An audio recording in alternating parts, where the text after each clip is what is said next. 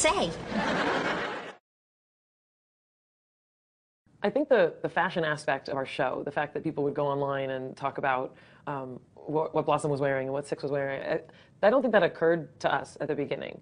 I think that what we did was we got really randomly lucky that Sherry Thompson was hired as our designer, and she just had this fantastic, eclectic, really, really cool sense of style. And, you know, Blossom became her doll.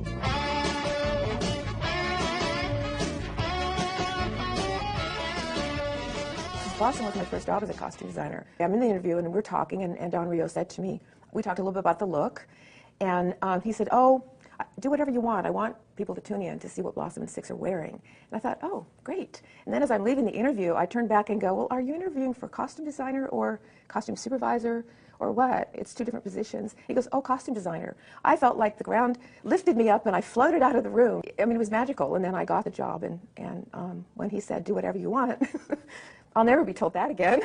Perfecto. It'll go great with this low-cut sweater. You're holding that backwards.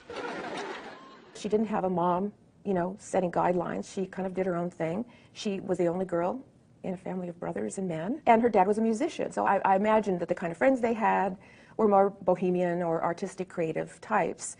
And she just did her own thing. I mean, someone like Blossom and someone like Mayim, they're born with their own kind of quirkiness that never goes away. And clothing is a form of self-expression, so we went with it. Lovely. Sherry Thompson was really, I think, ahead of her time wardrobe-wise, especially in the vintage clothing department. She had a tremendous vision. I really feel like I looked like Sherry probably would have looked when she was 14 a lot of the time. And Mayim was an incredible collaborator. She has a really unique sense of style of her very own. And our taste meshed. I was really interested in using ethnic pieces and vintage pieces, which really wasn't done much on television at the time. Vintage shopping was not that popular when Sherry started dressing me in vintage items and then dressing like the rest of the outfit around one special piece. It just, I don't know, it's what she wanted to do. I combed thrift stores. I have a huge collection of ethnic pieces and jewelry and some vintage things already. And so we just put interesting things together. I bought vintage things in the boys department, or even new things in the boys department, and took them apart and put them back together and made a different look for her. And this is actually an old vintage men's vest, probably from the 1920s. The skirt is actually made out of vintage ties. And this is the skirt that she wore also in the opening sequence, and she did a flip in it. She has a big yellow baggy sweater on with it. But I got the idea from seeing a bunch of ties in a glass case in a vintage store. And they had all these like wonderful colors, which are kind of, this yellow was kind of something I used a lot in her wardrobe. So we just sewed the ties together, so it has kind of a car wash effect. And I used it because I knew she was going to be doing a flip. I watched the choreography. She worked with a choreographer working out the dance moves she was going to do. I looked in on a rehearsal to see what she was going to do to get ideas of what kind of clothes would be appropriate.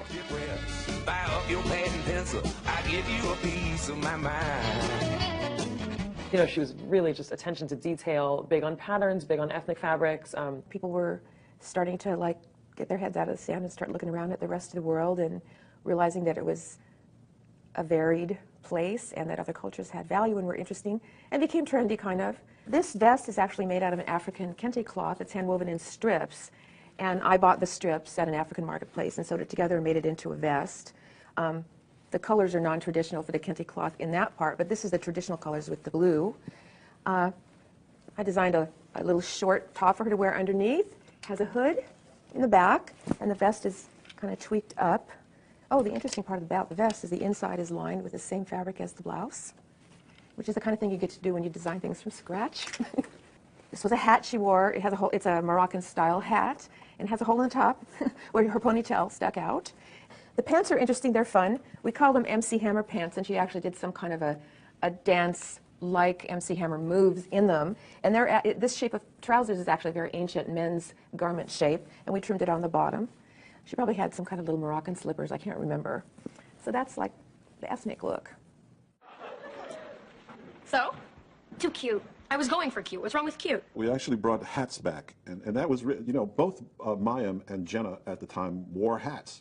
So we incorporated that into the show. Sherry is entirely responsible, in my opinion, for starting the hats with the flowers on the front. And that certainly caught on, because there are more women who walk up to me now and go, you and your show are responsible for the hat collection I had as a kid. Jenna wore the hats usually more than I did, but there was one press kit where I was wearing that hat on the cover of the press kit. It was just me with the hat with the flower, and that sort of became it. We started putting hats on her with the flower in the front, which was kind of a different place to put hat, decorations on a hat. It became this flagship thing that like every girl wanted to wear that hat. And I was a very unusual looking kid, and Jenna was also. Neither of us were like the blonde-haired, blue-eyed, what you see on television. So this hat became kind of our flagship thing of like, this makes me cool, this makes me wear the Blossom hat.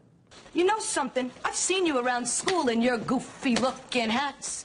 You really think you're something, don't you? No, I just like hats. Honestly, we've been wearing them since we were kids. We repeated things, just to add a little reality to it. Same bathrobe all the time, in fact. Dyed a certain shade of yellow, which sort of I thought of as a blossom yellow. I bought a lot of white things and dyed them to that yellow color. And I work hard to give every character that I work on a look. He was very enthusiastic about his clothes. He loved colors. He loved fittings. He loved fancy clothes. He didn't get to wear them a lot. As suited the actor and his character, the colors for him were really quiet. We used vintage things on him too, like 50s sweaters and polo shirts and corduroys. Now it's sort of a hipster look. So we kind of did that for him. Because he was a musician, he didn't have to have a sport coat and a tie on all the time. They didn't have a lot of money, so his clothes could have been stuff he'd had since the 70s. But he wore a lot of t-shirts and jeans. If he wore a shirt, a button front shirt with a collar, he'd usually wear it open over a t-shirt. She was very girly. Her clothes were more like right off the mannequin in the mall. So she wore whatever was trendy, like cowboy boots were a huge rage there for a while. So Six had, like 6 pairs of cowboy boots in all the different colors. Oh, no, this isn't my color either. That's more like a spring. I'm more of an autumn person. And we all show something about ourselves by what we choose to wear that day, or just in general, our look.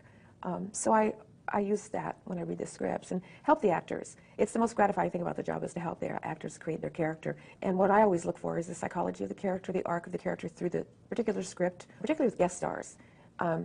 They don't really get a chance to have a chat with the executive producer or the creator of the show to find out what's been happening on the show, where their character's been, what their relationship is to the characters they're in the scene with, and that character's family. So when I'm doing the fitting, I'm explaining why they're wearing what outfit when. I'll do a breakdown of the script and decide what they should be wearing, and then I go over and tell the story to the actor during the fitting, why they're wearing such a thing, and that gives them a little bit of a heads up and something to think about in terms of their work. And when they read the script, they've got a little more information. What a couple of losers. Who are you? I'm your fairy godmother, doofus. You got 2 wishes left. I like clothes, but I really like texture and color and art, and personally, those are my interests.